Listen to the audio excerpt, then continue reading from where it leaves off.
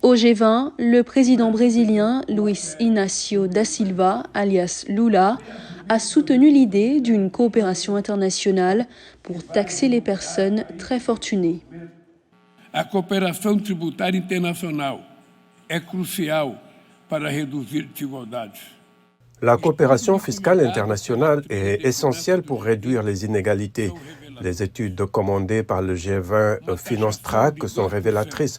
Une taxe de 2% sur le patrimoine des personnes ultra riches pourrait générer environ 250 milliards de dollars par an qui seraient investis pour relever les défis sociaux et environnementaux de notre époque. Les dirigeants du G20, dans une déclaration publiée lundi lors du sommet à Rio de Janeiro, se sont engagés à mettre en place cette taxe sur les grandes fortunes.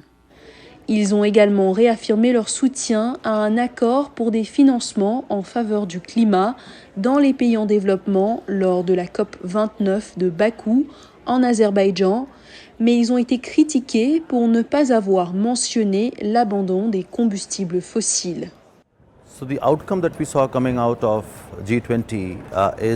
Le résultat du G20 est un recul par rapport aux engagements précédents. La déclaration mentionne l'accord de la COP28, mais seulement en partie et ne parle pas de la transition vers l'abandon des combustibles fossiles. C'est une trahison, car nous voulons que le G20 et d'autres sommets de ce type soulignent que le monde a décidé d'abandonner les combustibles fossiles. Summits to underscore that the world has decided to transition away from fossil fuels.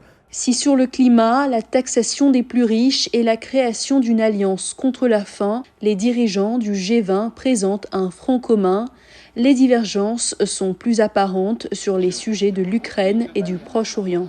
Le G20 a néanmoins appelé à un cessez-le-feu complet à Gaza et au Liban et exprimé son inquiétude au sujet de la situation humanitaire et la nécessité de renforcer la protection des civils.